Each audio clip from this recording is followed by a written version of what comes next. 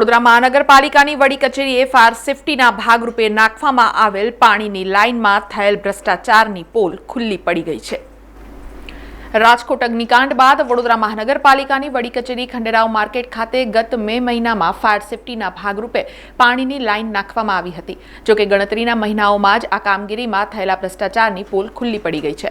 વડોદરા મહાનગરપાલિકાની વડી કચેરી ખંડેરાવ માર્કેટ ખાતે ગત મે મહિનામાં ફાયર સેફટીના ભાગરૂપે લગાવવામાં આવેલ પાણીની લાઇનના પાઇપોનો રંગ ગણતરીના મહિનાઓમાં જ ઉતરી ગયો હતો। ત્યારે આજે ફાયર સેફટીના પાણીની લાઇનમાં પાઇપોને રંગ કરવાની કામગીરી કરવામાં આવી હતી।